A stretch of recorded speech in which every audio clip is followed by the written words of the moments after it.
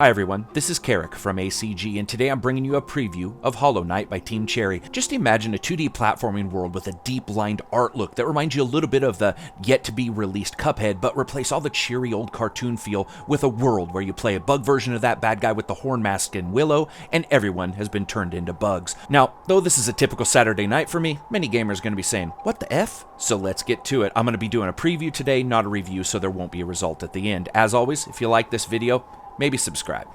Let's discuss a bit about the story first. See, you're Hollow Knight, a little dude in a little cloak with a big friggin' head, living in a bug world who decides that the best choice of action he could take is to descend into the darkness of the Hollow Nest, an ancient kingdom underground destroyed by something horrible that no one can seem to remember. Very, very cheery. As it's a 2D platformer, you're running, jumping, leaping, slashing, striking, and later spellcasting your way deeper as you try to discover what's going on in the desiccated bug kingdom with the fairly scary name. Graphically, the very thick ink-line look, really mixed with various shades of grays and blues, reminds me forcibly of nighttime scenes in cartoons like Batman the Animated Series. Not because it looks like that artistically, but just the muted blues and grays. Now, that desaturation is offset a bit by the main character's glowing white head and vertical striped cloak, which not only make him look a little bit like a half-bug, half-Jack Skellington from Nightmare Before Christmas, but the former also lights the world around him in a very subtle manner. It's a cool atmospheric tone that seems to match the narrative theme of the player bringing mysteries to the light. Or who knows, maybe they just thought having a character with a giant glowing head would be cool. Either way, it ends up working. Now, enemies are all in some way organically connected to bugs, and their design reminds me somewhat of the trash can scene in Bug's Life, with all of the enemies looking somewhat like their natural counterpart, but all run through a scary-ass creature machine to make them have suitable bends and nightmarish appearances. It's not overdone, though. I have to say that graphically, it's actually really engaging, with little interactive environment bits that keep locations interesting regardless if you've gone over them a couple times, which I'll discuss in a second. Now, the mini-bosses so far have been excellent in their design, and my favorite has to be this fat bastard whose main attack is to basically fly full speed into the ceiling and floor with little regard for personal safety, or if he is even going to hit you. It's both hilarious and fitting at the same time. Their designs, through and through, have been great. And that brings us a little bit to the gameplay. Hollow Knight can easily remind you of a less frantic version of Ori in the Blind Forest, but still somewhat requires incredible precision from you as you're playing. And you start out with the basic attack into the four corners, and within a very short amount of time, the various bug enemies will be requiring those moves from you.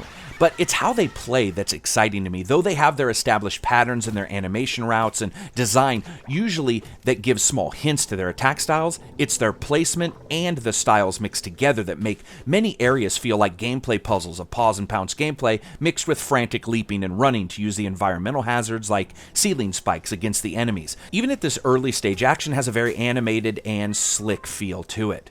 But it's also hard. First of all, for the most part, when dying, you resurrect back in the city on a park bench you rested on. Now, of course, at later levels, that won't happen.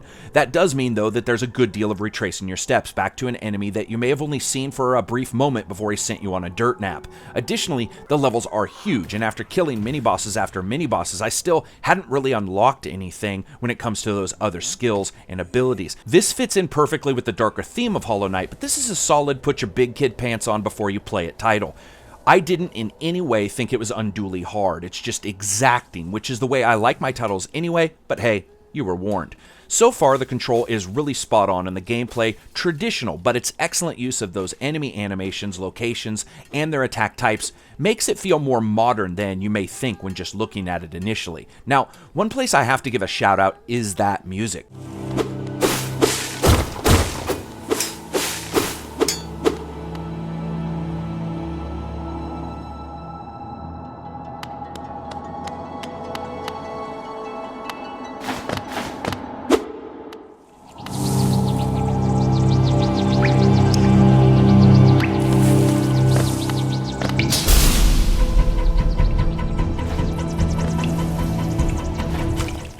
Christopher Larkin is the composer, and so far, I'm digging the hell out of it. A mixture of ambient synths, fading into piano, and using the sound of subterranean winds as another instrument. Hey, it's my weakness. But then he throws in what sounds like a harp that's having the worst day of its life, and the soundtrack already sounds very complete. It's melancholy dark, makes you think of breakups, and fits perfectly with all of the locations.